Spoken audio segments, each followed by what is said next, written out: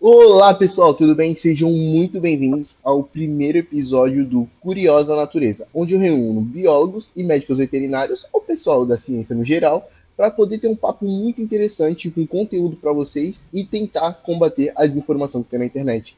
Hoje eu tô com o grandioso biólogo César e ele é especialista de manejo de animais silvestres. Então vamos conversar com ele para a gente entender sobre tudo o que ele faz, sobre como é que funciona essa área e principalmente combater a desinformação. César, muito boa tarde, seja muito bem-vindo. E a primeira coisa que eu queria te perguntar, né, é sobre a sua trajetória acadêmica. Conta um pouquinho sobre quem é o César, para a gente poder te conhecer melhor. Fala pessoal, tudo bem com vocês? Bom, primeiramente é um prazer estar aqui falando sobre isso, né? Um assunto que eu amo tanto, que é a biologia, né? Como ele falou, sou biólogo, sou zoólogo também de profissão, né? Sou especializado na área de zoologia, então eu atuo diretamente na parte do manejo de animais, tá? Em qualquer situação, desde a parte de resgate de fauna, como eu atuei, né, diretamente, né, por 5 anos, e eventualmente eu ainda auxilio em alguns casos mais complicados, né, de manejo, quanto também na parte do manejo direto com os animais em empreendimentos de fauna. Tá, então, desde os meus 15 anos eu atuo fazendo parte de mantenedouros, trabalhos zoológicos, né, criadouros e até pessoas físicas que criam animais, né, como hoje o hobby está crescendo bastante, né, da criação de animais. Eu acabo também sendo contratado como consultor, né, mentor dessas pessoas para trazer um bem-estar para esses animais. E além disso, também eu sou professor, então eu atuo na parte docente, na Faculdade Anglifepa aqui em São Paulo, né, alguns cursos, como eu coordeno a zoologia, né, após, e também lá em Balneário Camboriú, no qual eu coordeno todo o polo, né, da faculdade. Então, justamente para trazer mais conteúdos voltados, né, para a parte tanto de biologia quanto zootecnia e medicina veterinária. Muito interessante. E já puxando uma perguntinha nesse final de resposta, pessoal, para quem não acha que a biologia é uma matéria engessada, que é uma coisa mais para bicho, no sentido de estudo de população, essas coisas, não, a biologia ela é muito interdisciplinar. Inclusive, o César, que nem ele acabou de comentar, ele tanto dá aula de pós para biologia, zootecnia e medicina veterinária. E César, puxando essa pergunta para você, como é essa parte da biologia entrando na medicina veterinária? Porque tem muita gente que acha que são mundos completamente diferentes, mas quando na verdade eu acho que é pelo contrário, né? Que nada, é muito. Eu falo até que são profissões irmãs, né? Para você ser um bom veterinário, você tem que ser um bom biólogo também. Tanto que ambas são áreas da saúde, né? A gente compartilha muitas matérias juntos, né? Tanto veterinário quanto biólogo. Um biólogo pode ter, auxiliar na parte de coleta de material, coisa que que um veterinário também faz. A diferença é que a gente não pode dar laudo, fazer nada clínico, né? Nenhuma avaliação de clínico, né, de saúde do animal e medicá-los. Mas desde a parte de coleta de material para auxiliar, manejo, contenção, informações, o biólogo também tem essa competência. Você fala também que só a biologia por si só, ela tem diversos outros caminhos, né? Você pode ir para da genética, botânica, biologia celular, micro, se for falar tudo aqui, né? Paleontologia, que também é uma área que eu gosto pra caramba, veterinária, tantas outras áreas. Então, se for ver, temos muitas matérias sim que se agregam, né, que se estão muito bem juntas, mas também tem muitas outras que são muito particulares, né, de suas profissões. Mas só que não deixa de ser duas profissões que trabalham muito bem juntos. Tanto que eu trabalho muito bem com o veterinário hoje em dia, né? Tem uma equipe, a gente faz trabalhos voluntários em alguns locais aqui em São Paulo, Santa Catarina. A gente se dá muito bem, né? Eu sou o único biólogo do grupo, pra ter noção. A gente conversa muito bem, faz trabalho muito de equipe mesmo, né? Então eu acho que muita se fala sobre ter uma competição, mas eu particularmente não enxergo dessa maneira, né? Uma maneira competitiva. Eu enxergo de uma maneira que ambas conseguem se completar. Perfeito, perfeito. E é basicamente, que nem o César falou, é muito importante a gente entender que a biologia não é engessada. A biologia não é só do caminho dos animais silvestres ou de cuidar de animais em si. A gente tem várias áreas, como ele mesmo falou, a genética, que Sim. cada vez mais a biologia está crescendo, desenvolvendo vacinas. Enfim, é uma porrada de coisa. E, cara, já entrando mais na sua área, no seu foco do manejo, para o pessoal entender, tem gente que acha que às vezes é tipo um filme de ação, um Jurassic Park e tal. E eu queria te perguntar qual foi a situação mais inusitada que você já teve nesse sentido, de tipo, do campo mesmo, ou até de alguma ocorrência que aconteceu.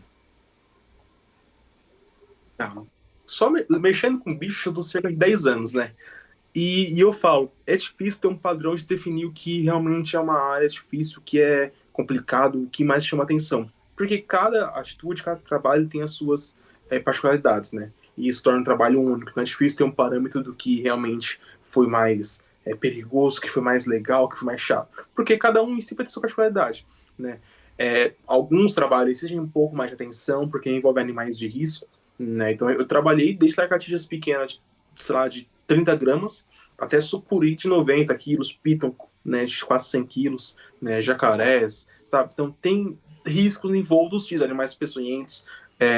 Então, quanto mais tem esse teor de periculosidade do animal, para mim é o que eu mais gosto, né? Eu gosto de ter um pouco dessa adrenalina, nessa tensão com animais que a galera tem medo, né? Tanto que eu trabalho efetivamente com isso, né? Justamente fazendo o manejo desses animais, porque são poucas pessoas que têm essa tensão, né? E trabalham de fato com esses animais, e realmente conseguem exercer uma atividade voltada com isso, né? Então eu consigo suprir isso, eu faço com muita paixão, né? Complicado, como eu falei, a gente trabalha com muitos animais, desde em curso simples, fazendo contenção de cascavel para a galera fazer avaliação. Então, se eu cometer um pequeno erro, a pessoa, até mesmo o animal pode acabar se machucando. Então, existe muita atenção nesse trabalho, sabe? E é isso que deixa mais incrível de tudo. Então, não tem um momento certo de falar que foi aquela ação, aquele trabalho, mas em si, ao todo, a rotina, o dia a dia, né? E o que eu falo, o que mais motiva é isso, é não ter uma rotina. Não, cada dia tem um dia diferente, um trabalho diferente, e é isso que motiva. Muito, muito interessante. E como vocês ouviram, pessoal, César também ele trabalha com cursos. E já aproveitando nesse embalo de curso, como que é a comunicação para uma pessoa que é do âmbito acadêmico, que, querendo ou não, já tem um conhecimento, já tem uma mente mais aberta para o público geral, que são aquelas pessoas que nós temos que convencer, né? Às vezes até no desenvolvimento de uma criança, quando ela está lá com o pai dela, ou que também não teve acesso a um conhecimento biológico decente, eles vão olhar para aquele bicho e vai associar com uma coisa ruim que tem que matar. E aí é essa parte que eu quero entender como que nós conseguimos diferenciar nessa hora de comunicá-los. Então, cara, eu trato de duas maneiras diferentes. Uma linha acadêmica e uma linha popular, né? A linha acadêmica é quando eu vou conversar com estudantes, com profissionais, pesquisadores, pessoas que já estão na área, porque eles têm um direcionamento diferente. Eles vão querer saber um pouco mais da taxonomia, da biologia, do comportamento, porque eles trabalham com aquilo, tem uma questão de necessidade. Quando eu falo com uma pessoa leiga, né, eu tenho que tomar muito cuidado com o que eu vou falar também, né? Porque eu mesmo sabendo, igual, vou dar um exemplo, sabendo que uma serpente é um animal inofensivo, que não quer o nosso mal, não quer dizer que eu tô encorajando você, que é leigo, que não conhece, a querer manusear os animais, sair por aí pegando só porque o animal é tranquilo, né? Vai muito além disso. Quando a gente trabalha com conscientização, é ter essa responsabilidade em si, sabe? Do que você fala. Porque você é responsável pelo que você fala. Então, ter domínio do conteúdo que você diz. Então, você tem que realmente entender aquilo que você fala. Não é pegar histórias de outras pessoas, pesquisar meia hora de Google e falar que conhece do assunto. Né? Que, infelizmente, é isso que a gente sofre muito com pseudo-influenciadores, né? Pessoas que acham que são da área, pessoas grandes com milhões de seguidores por aí, que saem no mato pegando bicho, fala que tá em busca, fazendo sagas, criando conteúdo, mas no fim não tá fazendo isso de maneira certa, sabe? Tá fazendo, encorajando pessoas a querer fazer isso. Ah, mas essa é a minha vida, é a minha realidade. Mas não quer dizer que isso é o correto também de ser feito, né? A pessoa perdeu a noção dessas coisas. E não buscam conhecimento real. Buscam o quê? O que é mais fácil. Então, ganham dinheiro fazendo isso do que prefere gastar dinheiro investindo no conhecimento. Então, são duas linhas que trabalham, às vezes, não no mesmo segmento, porque um âmbito profissional, pessoas que realmente trabalham aquilo e vão querer fazer da maneira correta, e outro que, se você misturar um pouco essa parte técnica, você vai acabar incentivando as pessoas a fazer a mesma coisa que você faz. E às vezes nem você mesmo tem a capacidade de fazer aquilo, sabe? Então, é muito complicado, igual até comentei já com você antes, sobre esses corais, né? Em curso meu, eu sei identificar uma coral, mas eu não vou ensinar uma pessoa a identificar uma coral, né? Por quê?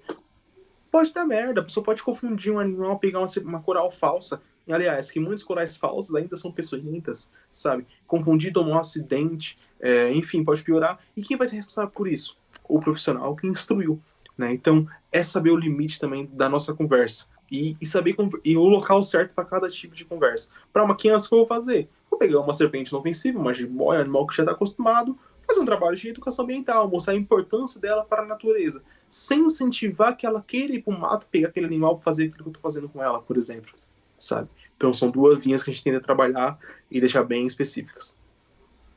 Excelente, excelente. É muito bom a gente conversar com um profissional que a gente vai entendendo o que realmente é para entender. Então, assim, a gente não vai falar de maneira técnica, principalmente na internet, porque não é um local que é só acadêmico. A rede é para todo mundo. Então, quando a gente fala de muito técnico, muitas palavras que as pessoas não conhecem, acaba causando confusão.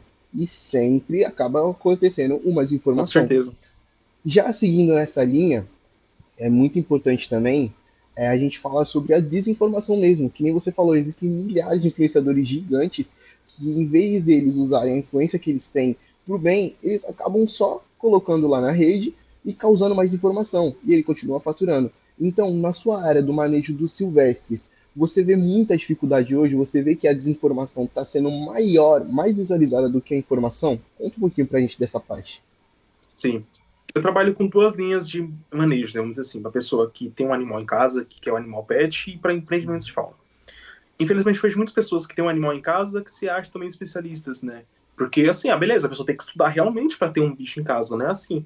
Mas só que ela tem a autonomia e a autoridade para replicar aquilo para outras pessoas. Tipo assim, da onde que ela teve aquela fonte de conteúdo realmente, sabe? Para ela estar replicando aquilo. E aí que entra as questões. Que muita gente cria regras de manejo, né, para trabalhar com os grupos de animais. Só que, assim, biologia tem muitas exceções. E trabalhando com animal, é óbvio isso, né? Olha um grupo de animais, olha um grupo de primatas, por exemplo. Você vê que cada animal vai ter sua individualidade, vai ter um animal completamente diferente um do outro. Né? Não tem como você ter um parâmetro, uma linha, uma regra específica. É infelizmente é isso que eu vejo o povo vendendo curso. Né, de manejo, por exemplo, que se diz especialista, fala regras generalistas e trata isso como uma verdade absoluta. Só que, quando você trabalha com manejo, como eu pude falar, cada animal tem um comportamento. Então é importante fazer um etograma, né, que é o estudo de comportamento do animal, para fazer uma avaliação criteriosa, para entender realmente o que está precisando, onde a gente pode complementar, o que a gente pode fazer para auxiliar no bem-estar daquele indivíduo, do que provavelmente pegar uma regra geral e falar tem que ser assim. Não, tem que observar, tem que entender a situação. Vai muito além de pegar e replicar aquilo que você aprende na internet. Vai você realmente ter É. autoridade e ter experiência naquilo para converter aquela informação no bem-estar do animal. Porque esse é o meu trabalho, se for ver. Né? Trazer bem-estar para o animal, independente da situação. Às vezes pode ser uma contenção de animal de maneira bem feita para um veterinário fazer uma avaliação. Né? Isso não é bem-estar? Óbvio, está fazendo uma maneira preventiva para a saúde daquele animal. Se é uma pessoa que realmente não tem a noção, pega uma grande serpente, segura errado, machuca a sua coluna, sabe? Vai montar no jacaré errado, o animal pode fugir, pode morder alguém. Então tem toda uma questão envolta, né, quando a gente fala de manejo. E além da parte de comportamento. Tem animal que vai ter preferência alimentar por uma coisa, vai ter preferência por outra. Não quer dizer que o animal está passando por um problema, né? Muitos veterinários falam isso, não tá comendo isso. Tem que levar um veterinário porque ele não come. Mas se oferecer outros tipos de alimento para aquele animal, para ele ver se ele come, às vezes ele não tem preferência. É que nem a gente não come, o ser humano não come de tudo, né, igual com uma outra pessoa. Cada um tem sua preferência alimentar. Animal tem as particularidades também de manejo, comportamento. Já vi animais que são arborícolas querer ficar no chão, né, na parte do substrato.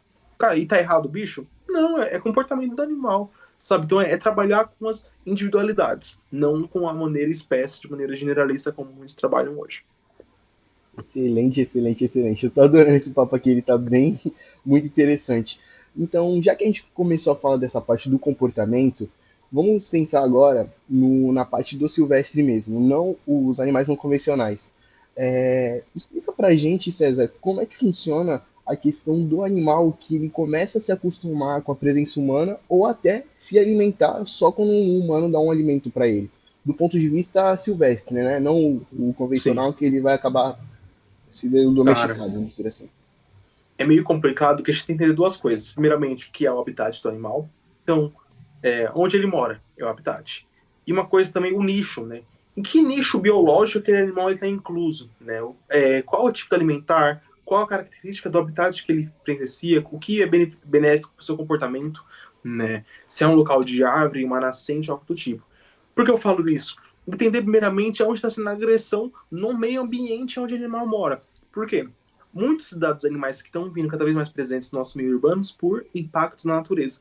Então, cada vez mais que os animais estão ficando presentes para cá, é porque está tendo uma agressão direta ao meio ambiente que é a casa dele. Consequentemente, os animais aparecem por um outro fator, né? Não necessariamente por um ato de agressão direta no habitat, mas tem um fator principal que é o costume, tá? Então, os animais acabam sendo atraídos por praticidade, tá? Nós, seres humanos, somos um povo muito porco. A gente descarta lixo em qualquer lugar, descarta resíduo orgânico de qualquer maneira. Os animais aproveitam aquele material como um alimento, né? Material orgânico, muitas vezes está ainda em estado bom de alimentação. O animal acaba se habituando com aquilo. Por quê? Ele vai ter uma alta demanda, não vai ter competição como teria em natureza, vai ter mais disposição, vai ter atração de outros animais por perto também. Então é um local benéfico para ele. E isso acaba atraindo cada vez mais. As pessoas pensam que, tadinho, o animal tá vindo para cá porque tá faltando natureza.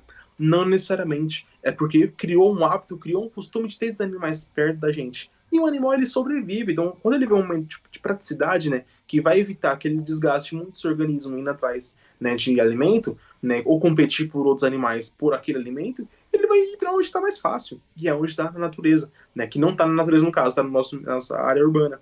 Então, por isso, em áreas mais bosqueadas, tem bastante mata em volta, você vai ver muitos primatas, você vai ver coati, né, passarinho, então, ave de rapina na Paulista, aqui em São Paulo, sabe? Então, tipo, mano, por quê? Porque eles estão encontrando soluções práticas para se adaptar no meio urbano.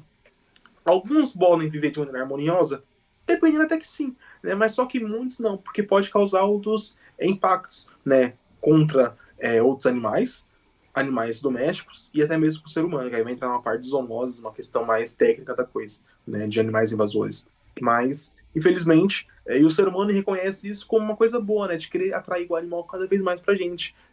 E é isso que volta na pergunta anterior sobre os maus influenciadores, que incentivam esse tipo de contato. Então o povo quer pegar, quer ficar alimentando mico, né, num parque, quer alimentar macaco, quer alimentar coati, mas não sabe o que eles estão fazendo, sabe? Não entende o risco maior por isso. Você está mudando o comportamento natural, você está mudando o comportamento de grupo dos animais. Eles estão perdendo instintos, né? Porque eles têm natureza. Animal tem que se virar na natureza, animal sobrevive, não precisa da gente entregando tudo em mão. Né? Se o animal ele não está, vamos dizer assim, em cativeiro sob cuidados humanos, não tem por que a gente querer intervir, né? Ir lá, meter a mão e querer ajudar os animais, a não ser que seja uma situação realmente de risco. Então, são pontos que tem que ser muito bem avaliados. Sim. A gente pode até dar um exemplo do nosso dia a dia, que seria as pombas, né, na realidade. Sim. Porque elas são, hoje a gente considera animais invasores, porque elas vieram lá da época, lá do descobrimento do Brasil, e aí os portugueses colocaram elas para cá, e hoje elas não têm competição. Então é por isso que, ainda mais em grandes cidades, a gente vê uma quantidade enorme, porque elas não têm mais um competidor, e elas se adaptaram muito bem no local. E é isso. A pomba, ela tá no nosso dia a dia, só que ela é um animal doméstico, é um animal silvestre, desculpa. Ela existe na natureza, retiraram ela, colocaram em um ambiente que não era o ambiente dela, se adaptou bem, e hoje, se tivesse uma outra espécie no meio nosso, assim, urbano, ela ia dominar essa espécie, porque hoje ela se adaptou muito bem e você vê muitas pombas em vários lugares. E não é só ela, tem vários animais, vários e Sim. vários, que infelizmente aconteceram isso por causa de intervenção humana.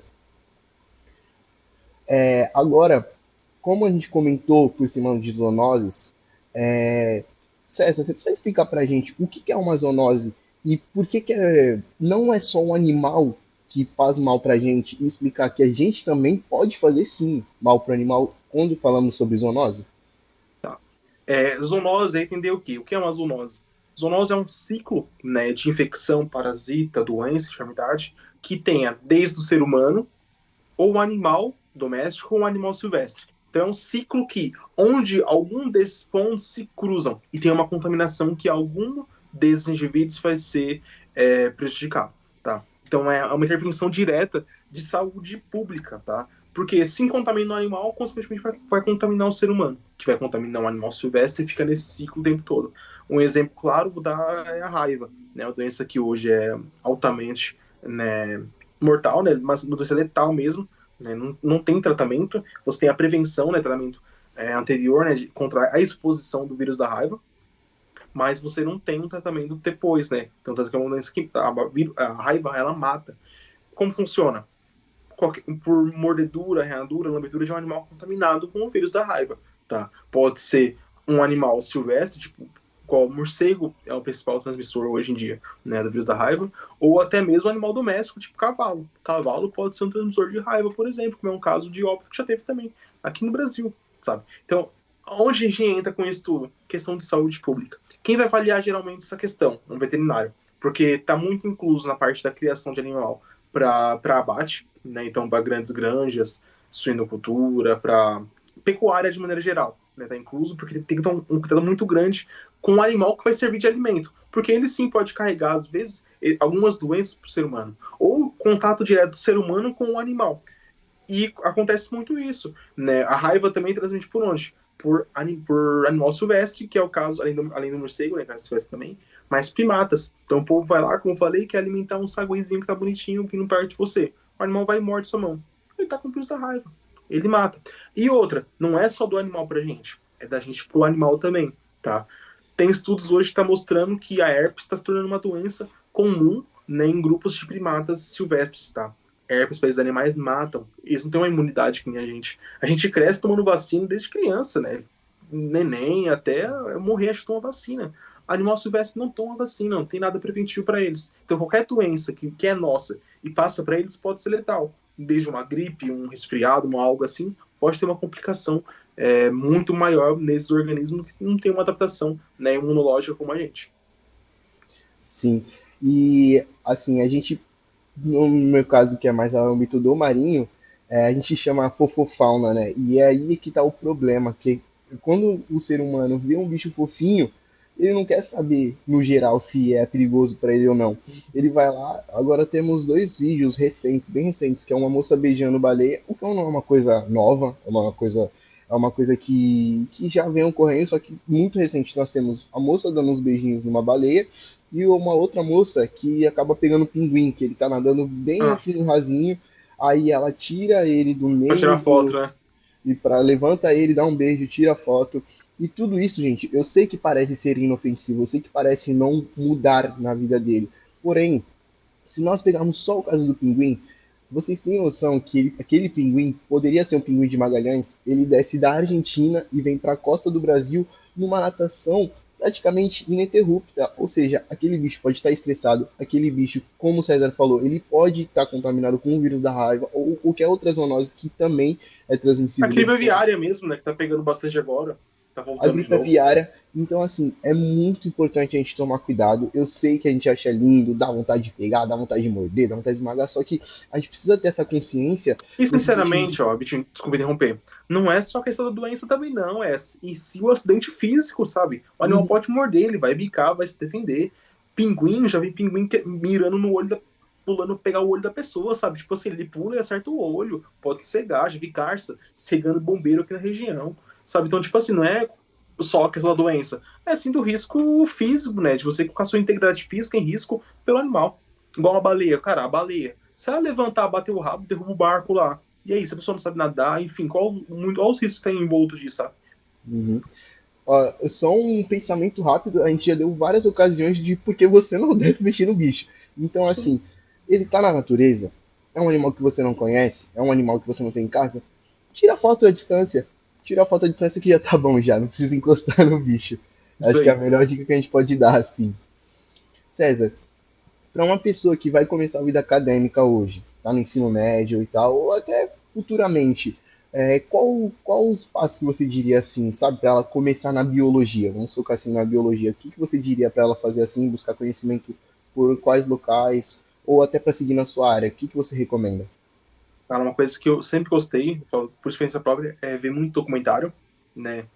Então, livros também sobre biologia ajuda muito. Então, o povo fala, não consigo conhecer. Cara, um livro. Você encontra PDF hoje de graça na internet. Você consegue baixar um livro. Não tem essa desculpa de falar, não tenho acesso, não consigo comprar. Mas tem um celular com internet, consegue ter acesso, pelo menos, né, a um livro, um conteúdo digital. Fazer network. Hoje, nossa área é praticamente contato. Então, você tem que conhecer pessoas. Então, participe de congressos, simpósios, semanas acadêmicas, sabe? Faça cursos na área. Sempre vai ter profissionais ali, não seja aquela pessoa invasiva, óbvio, mas também não seja aquela pessoa, tipo, lerda, que não quer ter contato, tem vergonha. Seja proativo, sabe? Pergunta, conversa com a pessoa, pede indicações de contato, né? Se ela pode, às vezes, posso acompanhar um dia do seu trabalho? Posso ter contato? E manda uma mensagem, tem recomendações de livros, pesquisadores, outras pessoas da área. Cara, network é feito para isso, né? E todo mundo passou por isso. Até aquela pessoa famosa, pesquisador, passou por isso. E eu tenho certeza que ninguém vai recusar. Então, o contato principal que eu falo para ter na área, tenha contatos, né? Conheça as pessoas. Sempre que você for trabalhar na área, tenha uma boa relação, uma boa comunicação com todo mundo. Isso ajuda muito, né? Eu falo de maneira com eu falo por mim mesmo, sabe? Que foi o que me ajudou muito hoje na área, conhecer pessoas, né? Como eu sempre falo, né? Eu gosto de reforçar nos meus vídeos, todos os vídeos que eu tenho a oportunidade, eu sempre falo que a biologia, além de ser interdisciplinar, ela é uma matéria que te abre portas, no sentido de tudo, né? Assim, eu e o César nos conhecemos por causa de uma pessoa em comum. Então, o networking, ele já tá Totalmente. aqui. Esse vídeo só tá acontecendo porque eu mandei uma mensagem, perguntei. E é isso, é basicamente isso. Você, lógico que você não pode ser invasivo, que o César falou, mas você tem que também mandar uma mensagem, tentar conversar com a pessoa, porque se você acha que a pessoa é uma referência para você, é ainda mais que você ter vontade de conversar. E que nem ele falou, se a pessoa realmente gosta da área do que ela está atuando, não é só também para ganhar dinheiro, é muito difícil ela recusar. Muito difícil Com ela certeza. recusar, ela te ignorar. Às vezes ela pode demorar para responder por conta do também, né, muitas mensagens. Porém, se ela conseguir ver e tal, não vai te ignorar. É muito difícil mesmo. Ainda mais a área da biologia, que é uma área que o César começou falando que pra gente, na parte da pesquisa, é muito difícil no Brasil. É muito difícil porque tem empecilhos financeiros, tem empecilhos também, às vezes, que a gente precisa de documentações que demoram muito e aí o trabalho fica parado. Então, assim, nós que fazemos conteúdo da parte das ciências biológicas, ou ciências no geral, né? Vou dizer no geral, a gente quer cada vez mais que o nosso conhecimento vá para público, vá para o pessoal, então vá para crianças, vá para o pessoal de maneira geral. E é por isso que a gente trabalha com a internet e também foi esse o foco do podcast que eu quis, de combater o máximo possível de desinformação. E eu agradeço de novo, César. Você quer deixar algum recado agora para o finalzinho? Cara, eu quero falar mesmo, pra, tipo assim, a área é muito desvalorizada, mas só que quem valoriza somos nós mesmos, né? Então é Sim. isso, dá atenção para todo mundo, a gente conversar, ser uma comunidade franca, né? Uma comunidade real de pessoas, tanto estudantes, profissionais, pesquisadores, pessoas que estão até mesmo entusiastas, pessoas que gostam, principalmente. Porque para ser, eu falo, para ser educador ambiental hoje em dia, você precisa de faculdade. Qualquer pessoa, uma criança que sabe fazer uma coleta seletiva é uma educadora ambiental, né? Então, qualquer pessoa tem desse contato. E eu vejo muitas pessoas, às vezes, não é nem formada na área, que tem muito mais conhecimento que pessoas formadas que acham que são especialistas, né? Então, essa parte da humildade, realmente, da gente poder conversar, ser acessível, né, com as pessoas, acho muito importante também. Porque eu falo por mim também, cara, eu vou atrás quando tem evento, curso, eu gosto de conversar, eu gosto de puxar, né, fazer amizade com a galera, porque se uma hora eu precisar, eu sei a quem recorrer. Eu até brinco assim, eu falo, às vezes eu posso não saber, mas eu sei quem sabe, né? Então, eu vou atrás da boa informação. E, particularmente, eu falo, sou um peixe pequeno ainda, né, no meio da área da biologia, mas estou à disposição de quem quiser procurar, para quiser conversar, indicações, contatos, né, realmente eu faço isso por amor, né, é uma profissão que eu me dedico, né, não é nenhuma profissão, eu falo, é uma vida, né, não tem hora vaga da biologia, porque a biologia está no meu dia a dia, né, eu olho no meu quarto, tenho meus bichos, eu gosto de olhar para eles, né, pensar no que eu posso melhorar, tem como deixar de ser biólogo? Não tem, né, então aqui fica o meu agradecimento mesmo ao espaço para falar um pouco mais sobre essa profissão incrível, né? E me deixa à disposição para conversas futuras também, precisando. Realmente é só mandar uma mensagem que vou estar prontamente pronto para a gente conversar e falar do que for. Fechou. César, eu agradeço de novo. Você foi o primeiro convidado e eu já gostei muito. Espero que eu tenha gostado também dessa conversa. Eu Foi acho que demais. pro público, no geral, ela foi muito boa, essa troca de conhecimentos, que é o que a gente tenta fazer na área, né? A gente tenta fazer essa troca de conhecimentos e principalmente levar para fora. Porque hoje a gente entende que a academia é muito importante, é muito importante. É muito importante a gente formar pesquisador demais. Só que além de formar pesquisador, a gente precisa conscientizar a população, que às vezes elas não têm um acesso educacional tão bom dependendo da região, mas ela tem um celular que acessa a internet. Então, se um vídeo nosso chegar para essas pessoas, eu acho que Com já muda o certeza. nosso dia completamente já. É para isso que eu acredito que nós trabalhamos na Com biologia certeza. e em ciências em geral. Pesquisadores, eles querem que chegue para você, pessoa comum, vamos dizer assim, não acadêmica, conteúdo e informação. Não queremos Exatamente. ficar pra gente. A gente pesquisou e vamos guardar, vamos levar pra gente pro Pelo túmulo. contrário, Não, a gente quer que todo mundo tenha acesso. todo mundo tem acesso. César, meu amigo, muito obrigado. Espero Tamo te ver no junto. próximo vídeo ou até no próximo podcast, Com seja certeza. presencial também. Muito obrigado de novo aí pela oportunidade. Foi uma conversa incrível. Show. Precisando, só dá uma alô.